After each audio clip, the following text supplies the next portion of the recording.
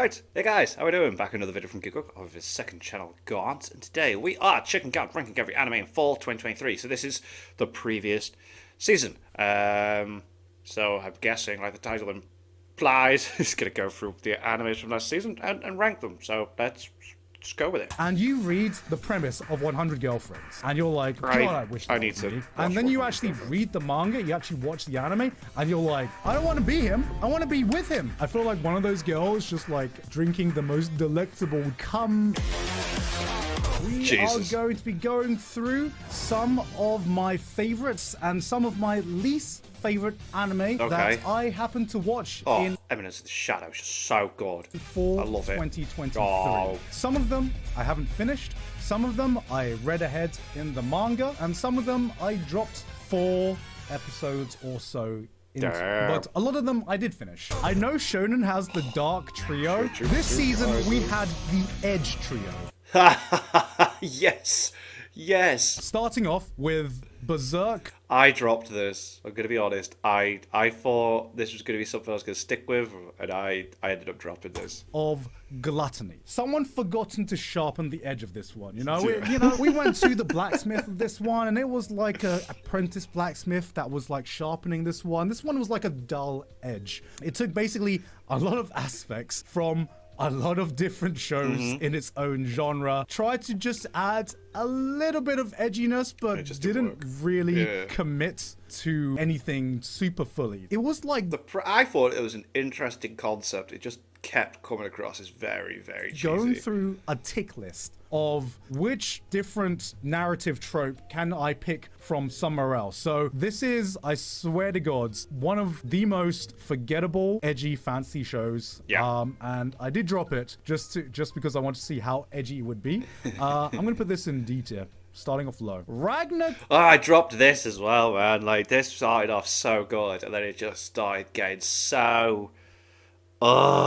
Crimson, out of the big 3 edgy shows of the season, probably from a critical standpoint, is the best one. The animation is decent. The animation it is is alright, yeah. right there in B tier, I would say. Just say the word, God. No, I won't say the word, even though this is technically the middle of the tier list. But we have to get to Kingdom. Oh, do you know what? I really wanted this to work. I watched this one all the way through. I really wanted this to work, and it just started off... The opening episode was phenomenal, and then as it kept going, it just kept dipping. I thought it was going to be like anime of the season, and then it just was not. Of Ruin. Ragnar Crimson is the best show out of these 3 shows. Okay. But holy fucking shit. This is an absolute garbage show, but it's so bad, and it's so edgy, and it's so stupid. I kind of really dig it. I mean, initially... Kingdom of Ruin actually has a pretty interesting world, because I'm a sucker for any world that combines a magic system and technology as well. But watching Kingdom of Ruin is like what would happen if some guy tried to describe the last season of Attack on Titan without any prior context, and somebody tries to write a story based on your description. From like a writing perspective, this would be all the way down here in like F tier. From an entertainment standpoint, personally, I put it like at high B, so we'll put it somewhere in the middle. One thing you should garner from this is that don't be a berserk of gluttony. If you're gonna commit to being shit, just commit to being shit. Coming up to Dr. Stone. I didn't watch this new one. I'm not... I don't know. It could... I think I know why I'm not watching Dr. Stone. I used to watch that with my ex, so yeah, no. Which I haven't. So I do remember liking the last season, but there's a movie as well, isn't there? Watched this one. A lot of Dr. Stone fans, they say that this is the arc that is really, really good, but I do not know if it's worth me catching up to, I think, another 2 seasons worth. All right, moving on to the Firefighter anime. This is, I can't remember the name. It's like Daigo or something like that. For the record, this is one of the shows that I didn't finish. What I felt about this was I felt it was more educational.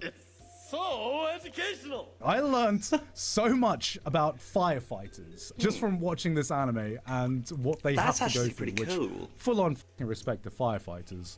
as an anime, the rescue scenes were less intense than I thought they were going to be. Right. It was still enjoyable. I think the opening of the first episode really put me into the wrong mindset of this. So I'm gonna put this at Did it open up quite actiony in that, and then it was just like, right, okay, this is a story about firefighters. So go, okay. a solid B. Fire Force is the only true firefighter anime. Excuse me, my guy. Let's not forget about that Trigger film. The inexperienced which you didn't even name by its name. Kimi Zero. What was this?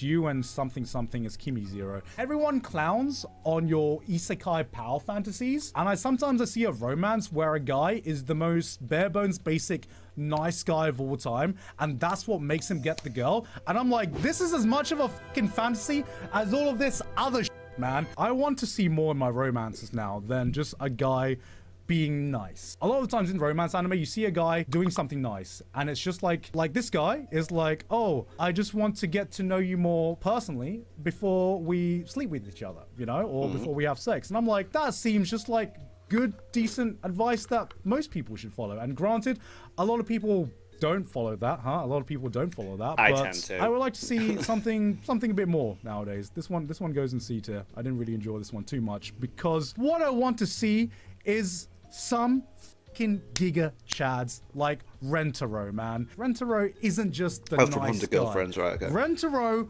goes above and beyond for every single one of his girls, man. Which I do think is quite nice. Like, for a comedy to be all like, oh no, you've got 100 girls that are going to fall in love with you and you have to look up, but he's like genuinely like cares about them. It's like, that's quite interesting take. You read this and you read the premise of 100 Girlfriends and you're like, that should have been me, not him. And then you actually read the manga, you actually watch the anime, and you're like, can I be is he taking boyfriend requests? My only big complaints about 100 Girlfriends is that I don't think you would be able to enjoy this much if you weren't already really knowledgeable and invested in basically the trash harem genre. Hi, I was never a functional member of society. That's why I love this show. This is probably like up there as like one of my favorite harem shows of all time. S is way too high, bro. Nah, I'm fully embracing my trash man vibes now, man. Moving on to the detective anime. There was one detective show that obviously aired this season that was a freaking god tier detective show. We're going to get to that one. But in terms of the other one that I liked this year, I really liked Undead Girl Murder. Mate, I really liked that as well. I thought it was a really good anime. I already forgot the name. Oh my god, that was the name. I actually got it right. I said Undead Girl Murder Farce out loud, and then something in my brain was like, that's a dumbass name. That's definitely not the name. In terms of Kaminahashi Ron, I didn't really gel with like why he just tells people to low tier god themselves. Did he mention that in the animated 2023 video? And then it just happens. So I'm gonna put this at a low B tier. Excuse me. You need to love yourself now. That's what I'm saying. Okay, so we had 2 racing anime this season, so I'm gonna talk about both of them. And initially, I was way more hyped for MF Ghost. This is the sequel to Initial D. You know, we get to see more racing with more Eurobeat, more hype. My big problem with this was that it kind of felt like watching Star Wars The Force Awakens. The only reason I felt like I liked this was because of how much of a fan I was for like the original Star Wars, or the original Initial D. In terms of fan service, in terms of me reliving the hype of nostalgia, it definitely went there, but I'm going to forget about this. This is also like a high B tier. Overtake was something that really, do you know what? A few people said that was decent. This was the racing anime I watched this year that I finished all the way, and I really enjoyed a lot. And it follows,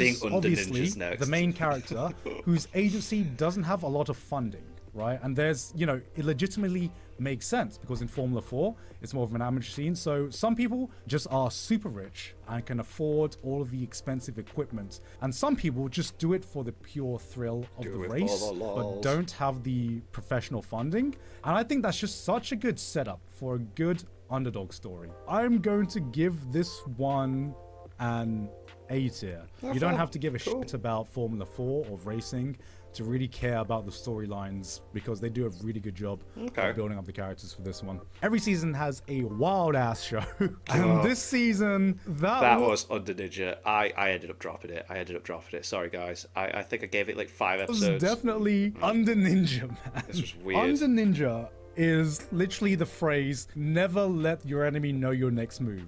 My biggest problem with Undead Ninja was that the production values of Undead Ninja were pretty meh. It kind of gave me the vibe that I should just go off and read the manga, because the manga is from the same mangaka that did I Am Hero. He's the manga of this manga, which is also a really, really good manga as well. The animation isn't great, but when the show wants to go hard in its comedy and its reveals, it still goes pretty damn hard. Last half goes crazy, but the CG kind of ruins it. That's I'm sad. It's not as high as Overtake, but it's a high B. It's a high B. Moving on to Miggy and Dali. I was like, this Maggie, seemed weird. Dali. One thing that I thought to myself was that this could have been a really good horror manga the premise / seemed anime, quite strange. There were some parts of this that were really, really unnerving to me.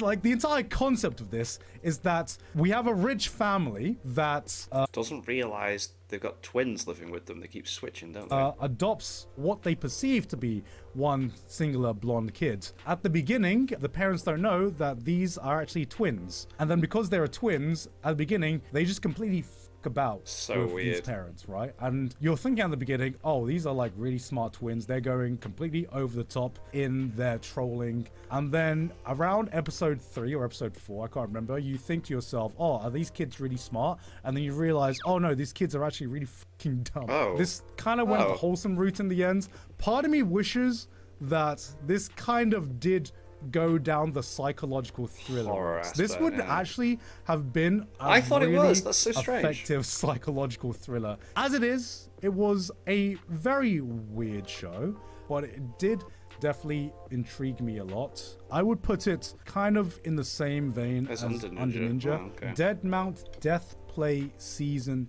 2. You see, because I dropped this Season 1, but Giguk seemed to think that Season 1 was boss, so I don't know whether I need to catch up or not. Fucking A tier, baby. There you go, I like this a lot. This is coming from the same guy that did Baccano Durara. I talked about the first season, and I just enjoy this guy's works a lot. One thing I've really loved about this is how they portrayed a reverse isekai with an absolutely insane cast. One thing I like is just how he slowly introduces this new character and slowly makes them relevant into the plot. To everyone who found the first season kind of that was more because it was just introducing the different worlds and the different characters, and then just seeing it all just like come together. If the anime was too slow for you, I honestly genuinely just read the manga. All right, moving on to 16-bit Sensation. This one, I felt like this was a solid show. This one's a high B tier for me.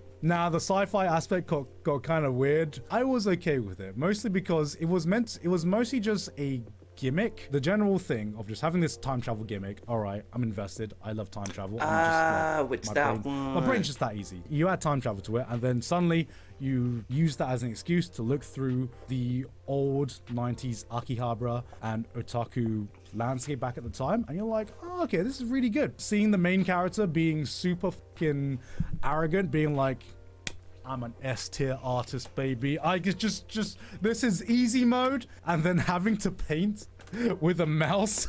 And just her completely sucking at it. Like, artists back then were truly goated, because imagine having these art skills and painting with a mouse. All right. Okay. Yo. Okay. Here we go. Oh my god, what a show. What an anime. Oh, it's spectacular. The ending was so interesting. Is it ever going to go anywhere else than S tier? Let's go. The first arc of season 2, I think, is possibly the weakest arc. The big standout for that arc for me was just seeing Sid constantly say, "The moon is red." That was so funny. We don't have My time. man said one line for like the first 3 episodes, and I'm like, all right, this is peak. Yeah. All right. I thought it was dead funny. I genuinely think that Eminence in Shadow has some of the best world building you can find. Like, that's what I feel so weird. weird about it. Like, it seems to be just a straight up comedy, but then there's like a lot of interesting stuff going on in the background. It's a world that still exists without Sid's influence, which makes it so fucking interesting when you add an absolute wild card like Sid to the equation. I think that's what makes it work so well. At the end of season 2, you know what's going to happen. You kind of know what the play of this arc is going to be because it makes sense in the world. It makes sense. The countries have their own self-interest. These characters want this, that character wants that. You can see how the board is going to play out, what kind of chess pieces are being placed on the board when a new arc is being introduced, and you know that they are setting up the pieces so that the stage for Sid is going to be the biggest stage possible. And I think it's that anticipation that just makes the payoff so fucking worth it, because you get the payoff and it hits every single time. And then the ending of Eminence in Shadow season 2 was just the cherry on top. Wow, it was the cherry on top that made me realize, oh, this ain't just a self-aware parody. This just has an interesting plot. And it's just genuinely one of my favorite isekais right now. I think it's my second behind Mushoku Tensei. Yes. And I will say, Delta is a good girl. Hell yeah, Delta for the win. The era of cat girls has gone on for too long. Delta Where rocks. are all the good doggos in anime? And I can wholeheartedly say that thanks to Delta, we have a good fucking doggo, man. We'll see if it remains my second favorite isekai when ReZero Season 3 comes out. Moving on to Tokyo Revengers, the show that I am not watching. So we're going to move on to Pluto. I needed to watch this. I need to watch this. I need to watch this. This looks so good. This is a fucking S tier show. Nice. There is nobody that has such a mastery of suspense and mystery, like especially in the manga world, as much as Naoki Urasawa. The way he sets up this mystery and the way he gets you invested in his plot lines, that gets you asking all the right questions without giving you the exact full picture to know exactly what's going on. And then you start asking these questions. You're like trying to piece it all together. And then he'll switch off to this side story with characters you have no idea about, who are not relevant to the plot, and you're like, why the should I care about these characters? Why do I even care about them? And then he will stick with these characters. Then you get so invested in this side story, you forget why you were invested in the overarching story to begin with. He will fucking tear your heart to shreds with this side story, and then at the end of it he'll go, actually, this was relevant to the main plot the entire time. My God. It works every single time. My only issue with Pluto is that it didn't have my favorite endings of his works, and I feel like that was a lot of this. Oh, so it does have like an ending. All right, fair. Astro Boy aspect felt a little bit rushed. Because isn't it like 8 episodes, but each episode's like an hour long as well? That's quite a bit of content too. A little bit shonen-y, but after watching it, it didn't really detract from my overall enjoyment. Very similar to the Attack on Titan ending, where I'm like, this didn't blow my mind. It did what it needed to do, and it didn't ruin everything that came before it, which is, that's fine. And it's rare that you can find a writer that can make you care about so many different characters and have every single episode be so dense with not just like ideas, but just a message that rings true to the heart. Okay, moving on to Shy. Does it really deserve to be? I didn't watch this one. Yeah, I didn't finish it. And I don't have any interest in finishing it. It's kind of felt like a magical girl show in disguise. I did find it funny that basically every country has a hero that represents the vibe of that country. Yeah. And then the Russian girl is just this drunk ass blonde girl that just drinks vodka all the time. Nice. And then who represents Japan? The socially awkward anime girl that has social anxiety. Okay. Yes, definitely checks out. Maybe it gets better, but the first 4 episodes didn't grab me, unfortunately. USA has guns, or... Moving on to the Returners Magic should be special. It's not. I dropped this. Oh, I was quite enjoying that one at the start as well. It seemed like it was going to be a decent story, but Special. I can't remember the name. I watched the first episode and I was like, this looks like very production value. Oh, right, I was very impressed. And with the first everyone episode. kept raving about the manhwa, and I'm like, okay, I'm 55 chapters into the manhwa. Oh wow. When does it get good? Oh, damn. When will manga readers Damn. stop capping? It's another regression manhwa. I have read so many regression manhwa. This does not stand out at all. The manhwa has good art. What the One thing I will say is that there are so many manhwa with really good art. This one, comparatively to some other webcomics I've read, is definitely not something like Solo Leveling level.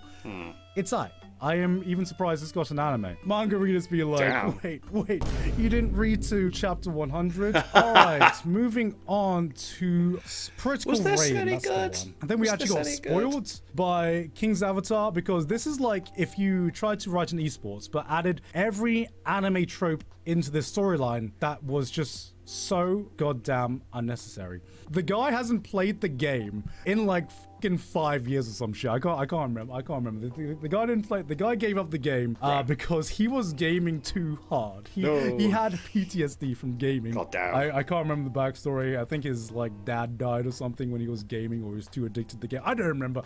So he gave up the game. Suddenly he picks up again, and he's like, you know what? Let's start an esports team. Why not? Let's do open trials to this no-name local esports team. Okay, number one, they find these fucking god tier players that just so happen to turn up to the trial. And why the would these challenger players come to this trial that is mostly filled with gold tier, platinum tier players? There is no way you would not already get picked up by some kind of other esports team.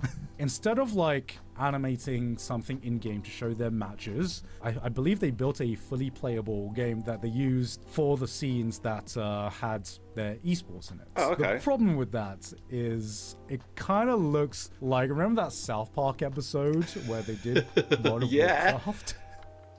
It's Hey, that's one of the best episodes of South Park ever. That is phenomenal. It Make kind of love, looks not like Warcraft. that, but just a really bad rip-off of Counter-Strike. I commend the effort. Maybe they took the wrong approach with that, unfortunately. This one, that wasn't that bad. Wasn't that bad. Is there anything else that bad? Okay, yeah. Okay, there we go. Oh, Berserk pig of one. Gluttony was looking very lonely in there. Actually, you're right. This goes down though. This goes down. okay. There was something I enjoyed about all of these. I didn't really enjoy this one. At all, Moving damn. on to the This pig seems isekai. Alright, strange. I'm not gonna cap, guys. I'm not gonna cap. I'm not didn't gonna watch cap. it. I gave this one episode, guys. It wasn't Inukai's dog. That's what I will say. Moving on to Fuli Kuli Shoegaze or Shoegaze. I don't know actually what's the proper pronunciation. I actually enjoyed it. A big problem with Fruity Cooley was that it was trying to retread on the magic of the original. Yeah. And it has like failed to really knuckle down on what made the original special in the first place. But one thing I've really enjoyed about this one was this idea of one of the main characters from a previous season. It dealt with the idea of what happens when you have a main character that is in this like world-saving kind of event that has to grow up and face the adult world. Didn't Boruto do that? This is gonna be a hot take. I think it's a low A. I think it needed more episodes. And honestly, Pillow's OP, man. Pillows is so fucking OP. You know, we had Furikuri Grunge, which was... I didn't watch that either. Yeah. Having said that, I would like them to stop making Furikuris. There is no way that you can reclaim what the original Furikuri did for its audience at the time with sequels. Moving on to Ballbuster. This one seemed has alright. such a niche appeal. As someone who has lived in Japan, I very much resonated with some of the aspects that this dealt with. The kaiju are more dealt with like pest control. And I like the fact that it just, you had to deal with problems like how much paperwork you'd have to deal with. Now I fucking know that I've assimilated in Japanese culture where I see paperwork being done and I'm like, oh, real shit. They understand. Actual believable world now. Unfortunately, I think its production values hold it back a lot. CG. If you've seen the CG monsters, Right. it doesn't look great at all. I'm gonna put C tier next to Shy. Moving on to I still Spy haven't watched Family past season the first episode 2. of season I 1. am so happy we finally got to see Yor do some fucking assassinating, man. Oh, it takes that Seeing long. her solo 100 assassins on a ship, or like I think it was 100. Seeing her solo them was like, oh shit, about damn time, baby. Cool. I remember thinking to myself, you know what? I feel like Lloyd on his day, I feel like Lloyd could take Yor. After season 2, I'm like, yo, I know who wears the pants in this family, man. Happy wife, happy life. Am I right, lads? There ain't no way. You do not want to piss off your wife at all, man. Spy Family, it's a solid A for I me, need to and get it's into pretty it, much always been a solid A. The biggest thing I will say about it is that it's never been anything but an A. It is one of the most consistent shows on this list. I mean, it like, is just like more I said, fucking. I've only seen the first episode of season 1, and it wasn't bad. It just didn't seem to be my kind of thing, so I just didn't carry on with it. But I see stuff like that, I'm like, oh, that could be enjoyable. There's just too much stuff to watch, man. There's Great too much. entertainment. We've gone from Spy X Family to girlfriend. I think it was just Didn't overshadowed watch this. by 100 Girlfriends this season. And then I ended up watching season 2. And then I realized, oh, wait a minute. Hold on a second. This is Did I see still really Attack on fucking Titans enjoyable. next? Watching Girlfriend made me realize maybe this is the future of the harem genre. Maybe we don't need 100 girls, maybe 4. Maybe the era of having a weak-ass main character who has commitment issues and can't pick a fucking girl for 200 chapters. Maybe the era of that is over. Maybe let's just indulge in the harem for a bit. This is definitely a hot take. I've enjoyed these shows more than quintessential quintuplets. Damn. The war is over. Everybody wins now. That's what I'm saying, man. Quince had a bad ending. enemies. I mean, yeah. Maybe I'm just salty. Maybe I'm just salty, guys. Shit. Why are you gonna call me out? Oh, it's quintessential. Am I that finished. predictable? Oh. Nah. Yeah, you're right. Moving on Attack on to Titan. Attack on Titan final season, final episode, part 2. Out of every show I've seen so far, I have not seen such a wide range of different rankings. To what the There were a few issues that I had with the ending. I think there are some things that could have been really liked laid it. out more clearly, especially when it came to Eren's character. Again, I didn't think it was the most amazing thing in the world ever, but I did really, really like it. And it makes me sad to know that it's over, But, yeah, good damn. And Eren's motivation. I feel like you really, really had to dig down deep and make some assumptions in terms of what he was doing. Having said that, I think the ending did pretty much everything it needed to do. I will give it like low A tier. Now, if I'm talking about Attack on Titan as a whole, right, okay, easily okay. one of my favorite anime of all time. And the ending didn't ruin its legacy at all. like that it didn't Attack on ruin it. Titan to me was that show that was there when I was going into adulthood. But it was a show that you could easily recommend to any adult out there. Even though the ending was probably my least favorite part of season 4, Right. Attack on Titan as a whole will still go down as one of the greatest anime ever made, in my opinion. Absolutely And amazing. somehow I was never spoiled Yeah. on the ending. Yeah, I didn't get spoiled either. I was so happy about that. I was like, as soon as I was watching it, I was like, oh, thank God no one told me. And yeah, it's just boss. Somehow. And then we get to Shield Hero. Yo. Oh boy. Why is the he animation put the Cooley logo there? Is that right? Is that right? That's what he did? I'm not seeing things about. Wow. And then we get Yeah, he's got the Fully Cooley shoegaze thing. But I liked Shield Hero Season 3, and I'm glad there's a Season 4 coming out. to Shield Hero. Oh boy. The animation in season 3, I don't know if they changed studio or if they changed They staff upgraded. members, but it looks a lot better than Yep, it did yep, in yep, season thank 2. God. It has a tournament arc. Yeah. Ish. They last for about 2 episodes. Yeah. I don't really know where it's going now. It's just kind of boring. Oh. Like, at least with the first season, it had this revenge aspect to it. Which was and somehow that was they more made interesting than what's the going on. spear hero even creepier, man. They all Yeah, but like, was it the Phoenix is going to be waking up, so they're training for that. But then now they need to go somewhere else for. Oh, I can't quite remember, but I'm sure season 4 will recap me. I'm saying is he ain't beating the allegations with season 3, man. Bro's making Rudius look like he's a functional member of society, man. Why are you doing Spiro, that? It's only low C because I enjoyed the tournament arc episodes. Oh, I thought the season as a whole was pretty good. I think this is it, guys. I don't think I'm gonna get back into it. I say this every fucking time. Yeah, I think season 4's going to be boss. I think 3 built up to what's going to happen next. Moving on to Goblin Slayer. This was great. Season 2 Goblin Slayer was great. Season 2. It was like B tier. The first arc I'd put it in A. was I'd put pretty it in A. boring, if I'm being honest. I didn't like the first arc where the kid with the glasses, yeah, that kid, he kind of sucked. I'm not gonna lie. He kinda did, sucked. but The season was a little bit more slice of lifey, and I kind of feel like they're trying to develop the characters, and I'm waiting to see if Goblin Slayer will actually become a more interesting character, because I get it. He has PTSD, he has trauma, but my God, I feel for everyone around Goblin Slayer trying to hold a single conversation with him. Yeah, but I thought it was really interesting how we still keep seeing like the other side of it. You know, I like the big, really strong heroes that have killed like the Demon King already, and that like I think it's really cool every now and then you see that like Goblin Slayer and his team are like trying to do this, but then like they are unintentionally affecting other stuff to do with the big, you know, strong warrior people. I think it's cool. Because everything revolves around goblins. I'm like, oh my God,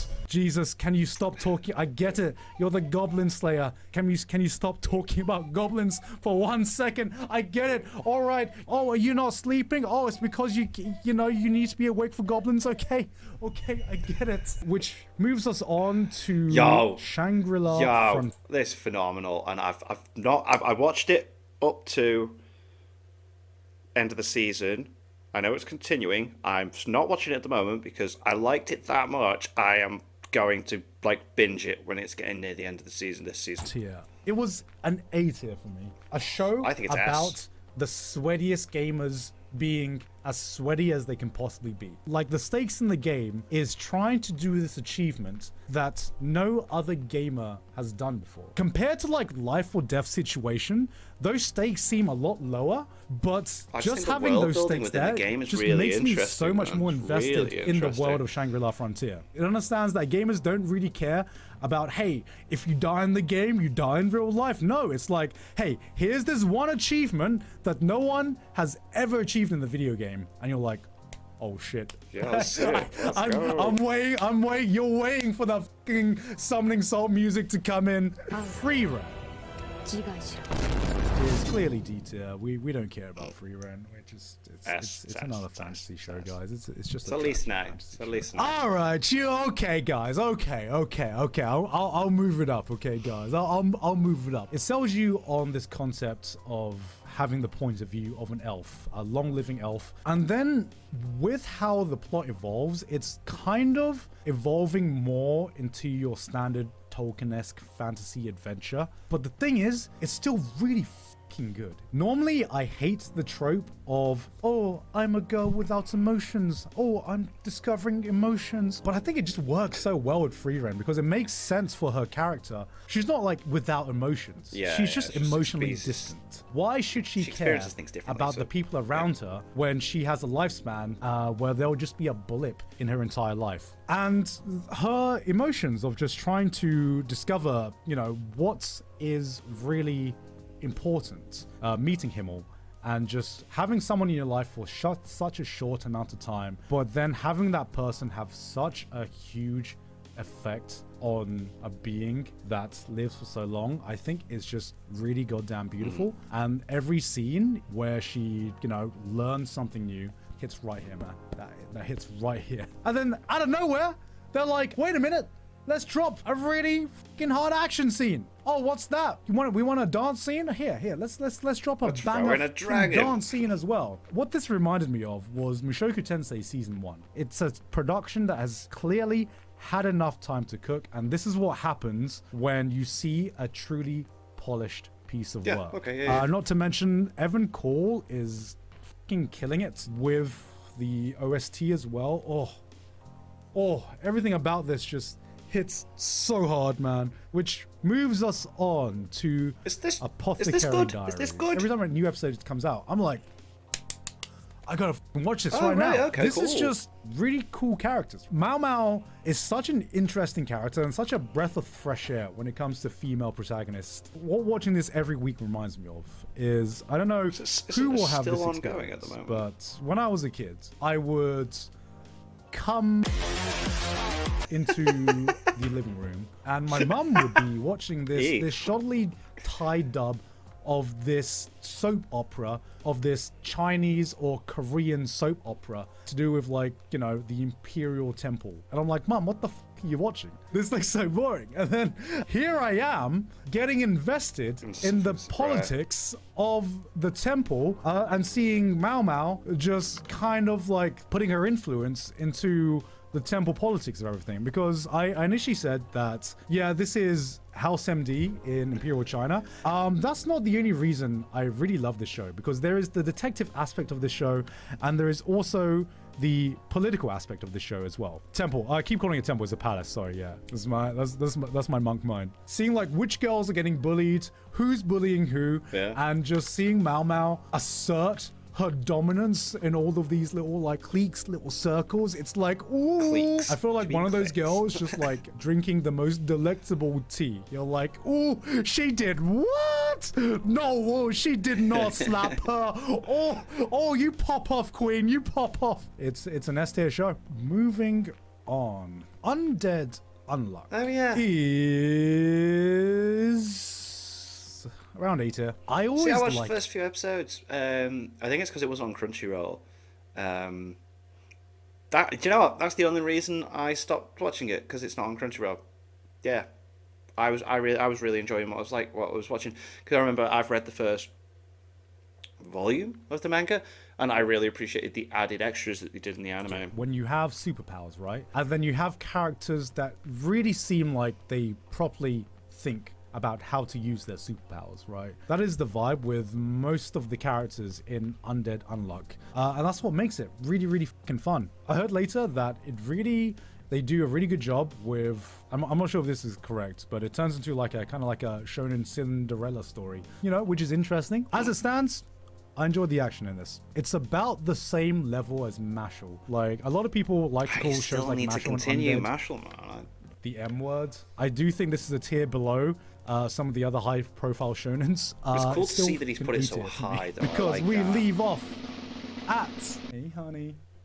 You doing anything? Where's the charger? Okay.